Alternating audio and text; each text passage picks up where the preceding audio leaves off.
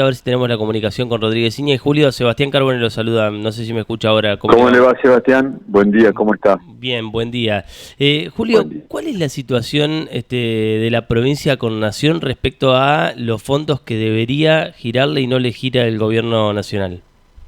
Bien, la relación fiscal nación-provincia, provincia-nación. Hay distintos ítems que la nación argentina le debe a la provincia de Entre Ríos. El principal y el que es más evidente de todos es la deuda que tiene Nación por el financiamiento del déficit de la caja de jubilaciones. Uh-huh. Ese es una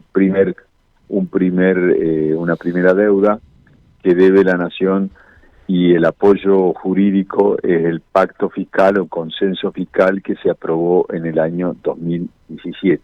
Este es un viejo tema que viene de los años 90, de la época que la provincia se dio la coparticipación, 15% de la coparticipación a la Nación, pero la Nación se obligó a financiar el déficit y la caja. Nunca lo hizo bien, nunca lo hizo como corresponde. Siempre hubo discusiones si había que armonizar, si no había que armonizar, hasta que en el 2017 se llegó a un acuerdo. Ese acuerdo se ha venido cumpliendo irregularmente y a partir de enero del 2024 directamente no se cumple. Ahí tenemos un primer ítem que le diría el más importante. Uh-huh. El segundo en orden de importancia para mí son los reclamos generados a partir de Salto Grande, es decir, Sí. Salto Grande es un complejo hidroeléctrico que devenga dos fuentes de financiamiento para la provincia. Por un lado, los llamados excedentes de Salto Grande a partir de 1998, una ley nacional que establece que las utilidades de Salto Grande se distribuyen entre Entre Ríos, Corrientes y Misiones. Ahí hay una demora que ya lleva 8 meses, 9 meses, de falta de pago de los excedentes. Y por el otro lado, las regalías. Del gobierno anterior también. Sí. Del otro también, del sistema previsional. Uh-huh. También. El otro concepto, le decía, de Salto Grande son regalías. Ahí la última liquidación es de enero de este año. Yo no diría ahí que hay un incumplimiento, sino que hay un cumplimiento tardío de la remisión de las regalías de Salto Grande a la Secretaría de Energía de la provincia de Entre Ríos. Y después está toda esta cuestión de la obra pública. Dentro de la obra pública hay muchos contratos que han sido celebrados con financiamiento nacional. Y a partir de enero de este año se cortó ese financiamiento, lo cual llevó a que la provincia tuviera que neutralizar las obras.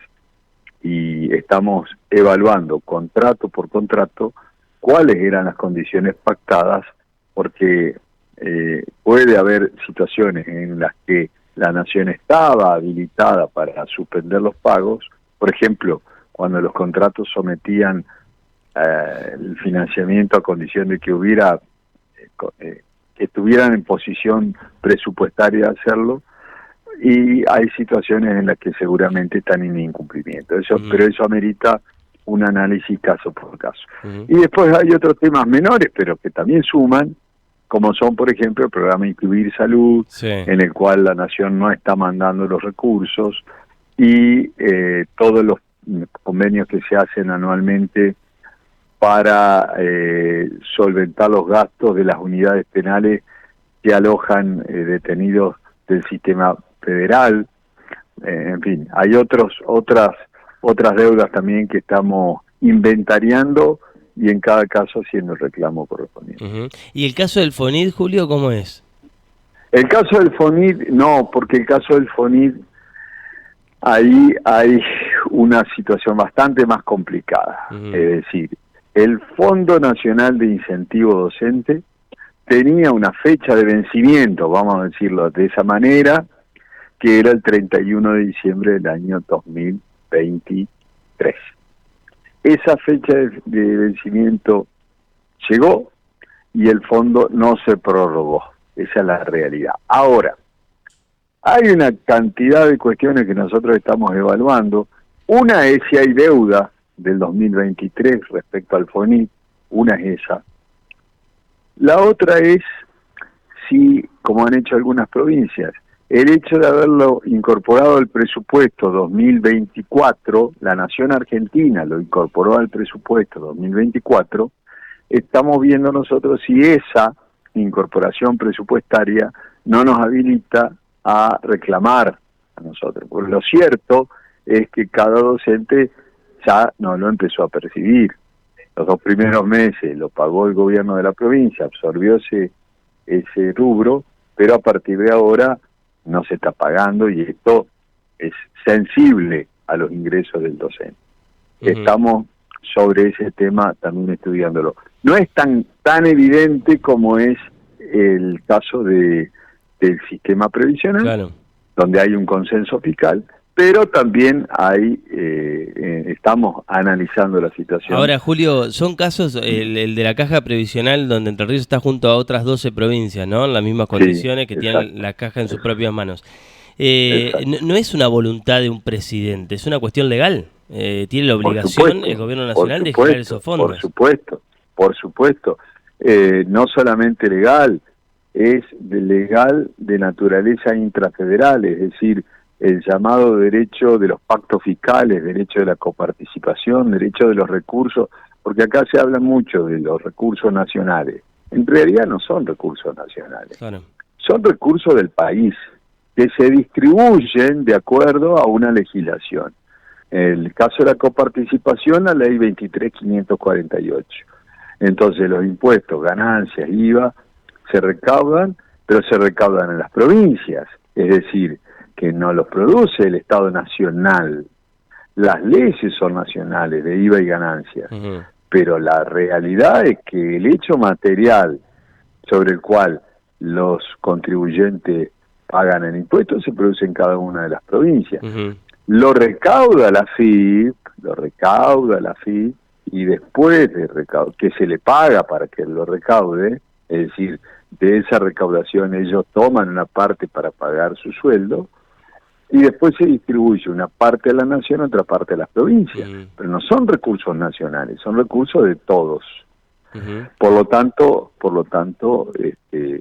estamos atentos a cómo. Lo que pasa es que es muy complejo esto. Esto de la coparticipación es un laberinto, literalmente es un laberinto, y ni le cuento todas las demás cosas. Sí. Es decir, tenemos que recurrir a veces a especialistas para ir a fondo en cada tema. Ni le digo lo que es Alto Grande, lo que es usted el dice valor de la pormenores, etcétera. ¿Cómo? O usted lo que dice la letra chica de cada uno de los acuerdos. Por supuesto, son temas muy complicados y que además uno tiene que saber dónde los plantea. Por eso ahora se hablaba de que la nación, de que las 16 provincias reclamaron y Entre Ríos no. Entre Ríos reclamó. Lo que pasa es que todavía no lo reclamó ante la Corte Suprema de Justicia de la Nación. ¿Por qué no lo ha reclamado ante la Corte? Porque hicimos la opción del trámite administrativo. Nosotros tenemos una posibilidad de hacer primero un reclamo administrativo, que yo creo que hasta es más útil. ¿Por qué? Porque uno en el reclamo administrativo, esto lo sabemos los que hacemos esto permanentemente, cuando presentamos un reclamo administrativo armamos un expediente administrativo. Ese expediente administrativo se nutre de un montón de documentación, y entonces se le da a la administración, en este caso la Administración Nacional, una oportunidad para que ellos también hagan su descargo, su intervención. Entonces cuando uno ya va a la judicialización, es porque ya agotó la instancia administrativa y ya va prácticamente con la prueba, ¿me entiende? Usted presenta la demanda y la prueba del expediente administrativo. ¿Y en qué instancia está ahora, Julio, eso? Ese reclamo administrativo que lleva a la provincia de Entre Ríos. Está prácticamente con los plazos vencidos para darlo por denegatoria tácita. Pero le quiero decir, si uno va con un escrito a la Corte y presenta y ofrece la prueba y tiene que salir a producir la prueba, y puede demorar mucho tiempo. Son estrategias, ¿no? Usted lo que plantea es que las otras provincias... No es cuestión de ir a la Corte y decir, fui a la Corte y se dio un escrito y lo presenté. Es una cuestión de la eficacia con la que uno hace las cosas. Pero usted dice que las otras provincias, que el resto eligieron todas el camino de la Corte, les puede llevar más No, tiempo. no todas. La única que presentó ante la Corte el reclamo de previsional es Córdoba y Santa Fe. Y nosotros venimos, le diría que vamos a ser los terceros, y en eficacia no sé quién va a salir, quién va a salir quién le va primero. a salir mejor. Ahora, Exactamente. ¿usted habla de estos temas? ¿Se habla con el gobernador de estos temas? Sí, por supuesto, sí. ¿Y cuál es la postura? Constantemente. Porque uno imagina, yo no le digo, supimos ver en las últimas semanas la postura, por ejemplo, de Ignacio Torres en Chubut, una postura mucho más combativa, que después cada uno analizará si eso es productivo o no para cada provincia. Claro, ¿Cuál es la postura de Entre Ríos en ese caso, o del gobernador? No, mire, yo la postura la instrucción que tengo más que la postura es: Entre Ríos tiene que hacer los reclamos que corresponde que hagamos. Si nos corresponde, porque jurídicamente llegamos a la conclusión de que nos corresponde, lo hacemos. Sí. Por supuesto, a veces las situaciones son muy claras, como por ejemplo sistema previsional, y a veces son más discutibles, como por ejemplo energía. Excedente del Salto Grande, hay una parte que es indiscutible, que está en mora la nación argentina respecto a liquidar las sumas que nos deben de acuerdo a la legislación vigente, pero hay otra parte que es más discutible, que es el precio de la energía, que es un gran tema y que exige mucho más recorrido técnico. Sí, que pero se le paga más a Yacyretá que a Salto Grande. Exactamente, exactamente. Y eso es una diferencia importante, sí. Porque a la hora de las regalías, de liquidar regalías y de liquidar excedentes, es importante. Ahora, usted me dice, ¿por qué le pagan más a Yacyretá que a Salto Grande? Bueno, no es que pongan cualquier precio. Hay un reglamento, un procedimiento del año 90 y tanto, que aplica a la Secretaría de Energía de la Nación y que es bastante complejo.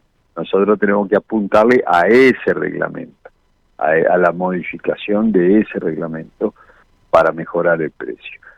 Y es un trabajo que lleva su tiempo.